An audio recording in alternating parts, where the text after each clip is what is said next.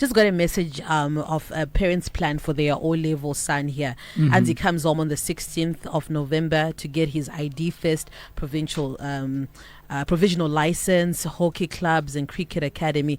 No time for rest. January 14 back to school. Yeah, I really loved the provisional one and getting the license. You know that thing, you just need to do it the moment you get 16. Yes. If you wait, all the anxious moments and everything, and it gets harder as you get older. I think so. Yeah. When you're younger, you've got this self-belief. You think you can do anything, so you're not as afraid, and so it's easy. So I would encourage, if the money is available, please, the moment you get 16, just make sure you get your license. That's one thing, one productive way to actually use your O-Break for. Yeah.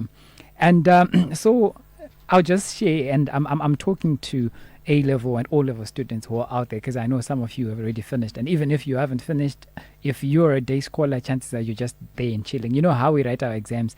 28, yet you only have 2 papers left between now and the 28th. So you obviously not be studying. You've got all the time to yourself. So the first thing that I would advise you to do is to start creating your own personal brand, like personal branding. Define yourself. Who are you as a person? And start projecting that image that you want people to know or view you as. So how do you do that? The initial thing is to try and find out what your purpose is. So if you haven't discovered what your purpose is, this is the time to do that. And I'm just going to give you some questions. If you've got somewhere to write, please write it down. These are some questions that I want you to reflect on that could actually help you to discover your purpose, direct you to what you were created for. So the first question here that I want you to write down is, what am I passionate about? So what do you enjoy doing? What is that thing which you can spend almost all day doing and you don't get fed up? You're so into it. What are you really passionate about? And then the second question is, what do I do so well that I normally get complimented for? So think about things that you've done and maybe you've gotten awards for. It could be academic, it could be sports, it could be maybe the way you cook, the way you dress, and people just compliment you about it. So please note those things down. And then the third question is, what am I naturally good at? Sometimes we could be in a class and we're all learning something. It could be learning an instrument. Those people will just get to the hang of it so quickly and so easily. Yeah. I mean, I might spend 6 months trying to learn the keyboard, and still after 6 months, it just shows that it's not naturally in me. It's not for you, Coach. Or naturally, you have to put more effort. You have to put more effort. And if you have to put a lot more effort, it means that your chances of excelling are very limited. You'll just be average in spite of all the effort. And then the last question here is, what impact would I want to make in this life? Or what legacy do I want to leave? What do I want to be remembered for? So if you answer all these questions, they will kind of direct you to what your purpose is. Because normally the things that you're passionate about, the things that you're naturally good at, these are the things that God has put in you for a specific reason, for a specific purpose. What I see sometimes is that when A-level results come, people just start going around universities looking for places, and they don't even care about what program they're going to get. Whatever program they get, they take it up, and they will only learn and discover it whilst they're in it. So when you do something like that, even kanawazo peza uchage basa uriwane, it can be difficult because it's not something that your heart is into, and it's not something that you may be very good at. So for you to distinguish yourself in a pool of so many people who have done the same program, who are vying for the same little job opportunities that are available, that can be difficult. But if it's something that you did because your heart was into it, you're going to put extra effort, excellence is going to show. That's how you're going to distinguish yourself. That's how you're going to make it for yourself in that industry. So I want you to give yourself time to just look at those questions so that you discover your purpose. And once you now know that this is what I am for, this is my reason for being, that will help you in creating your own personal brand. And then still on the creating your personal brand thing, it's important to have your own personal rules. So you say, this is what I am for. These are things that I'll never do for money. These are things that I'll never do to please people, come what may. I love the assertiveness and, that just personal conversation. Wow. Yeah, sometimes we talk about how children can be peer pressurized into things or end up doing things that you never thought they would do. one thing that's positive about those people vanokonzeresa vamwe kuti vazopinda mumadrugs vazoita sei, that the positive, and the positive is in quotes, please not, is that they really know what they are for and what they want to achieve. Isusu tinoita zvemadrugs ndo zvedu, and we want to recruit people into it. So they're very clear about who they are, what they want, and this is why they easily can. They're not second guessing what they want to do. Yeah, they're not even clear. have no guilty conscience. They actually want more people. Yeah. No, let's do this. And they speak about it proudly. So this is the same kind of attitude that you also need to have about your own values. If Love you say, that. this is what I am for, then this is what I am for. I'm for books. And I believe that my life, my success is all dependent on what I'm going to become related to books. So I'm going to put all my effort into it. And you're not apologetic about it. You say it with pride. So have a personal set of rules, and also be very mindful about your own social media presence. Like if you're on TikTok, Instagram, all of that, make sure that whatever it is you're posting is compatible with the kind of brand that you want to sell out there. So if because I've seen people really getting excitable, and you're like, okay, do you have any plans for the future? Yeah, because maybe you're not going to really soar as a socialite, but then look at how you're exposing yourself. Yeah, you know, people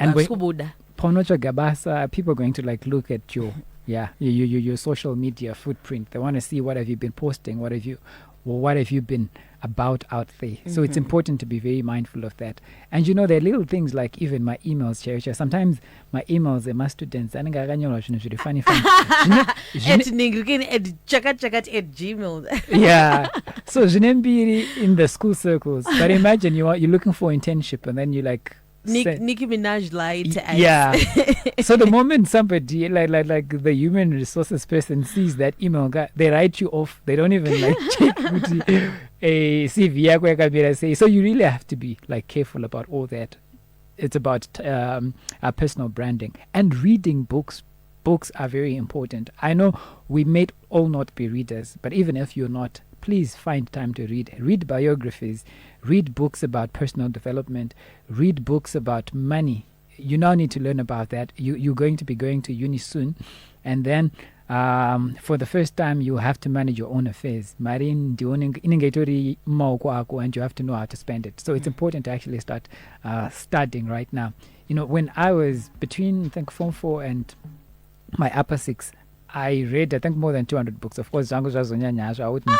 Coach, I would. Asangarima, like, my big letters. No, some of them like huge books. You know, I remember this one time. So there's a book that I'd been looking for a very long time. I'm forgetting the name of the book. I think it's How to Think and Grow Rich. I think it's something like that. So I'd been looking for it for a very long time, and I couldn't find. So one day, I'm walking in town, and then I see somebody reading it. I'm like, oh, this is the book that I'm actually looking for. You know, I managed to go to that person and convince the person to give me the book. We'd never met before. And then I said, okay, I'm gonna go read. Tell me where you work. I'll bring it tomorrow. I'll be done. So what did I do? I got home with that book. I started reading it, I think around 3 p.m. And then I didn't sleep.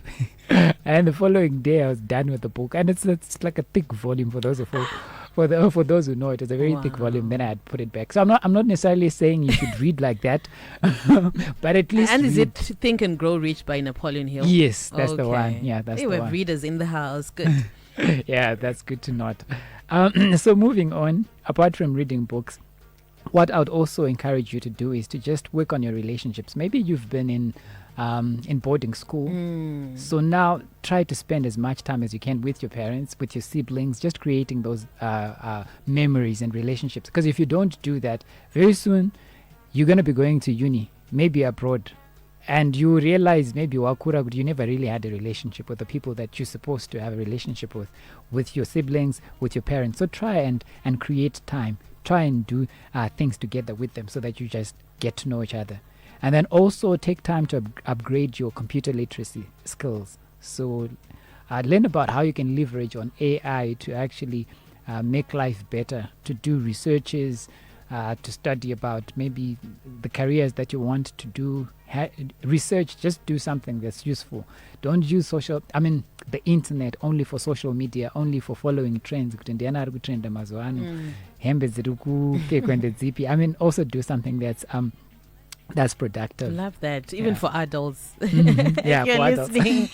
Yeah. Yeah, that's important also. And then we've already talked about getting a license, which is important. If you have the opportunity to, even confront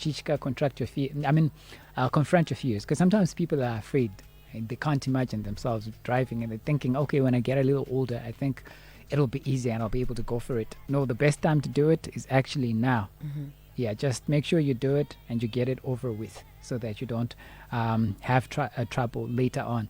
And then besides that, I've also thought about other things, and I've created programs for all A-levels and even grade 7s. If you just sit at home and you don't have anything to do, I'll give my contacts, and feel free to just get in touch.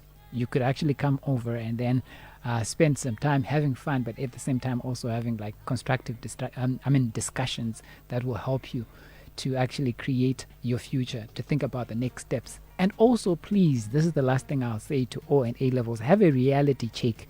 Sometimes so rather than pretending like, I did well, and then my results are you can actually be realistic, and then starting next year because I'm definitely going back. Sometimes it's just good to have that reality check and not when you actually know that you didn't even do anything. So it's important to have that reality check. Anyway, my contact number is 0773 606 728. I'll give it for the last time, 0773 606 728. So if you're an A-level student, O-level student, and you're looking for something to do, you could actually send a text on that message. Or if you're a parent of a grade 7 and then you want also to find out about the programs that we've got to just keep them busy, to help them use their time productively, feel free to send your message to that number. Thank you so much, Coach Taf. We were live on Facebook. We can share this with an O and A-level student, and also with parents. It is Star FM, sounding good all the time. Check your time with mine. 11 o'clock, time for the news.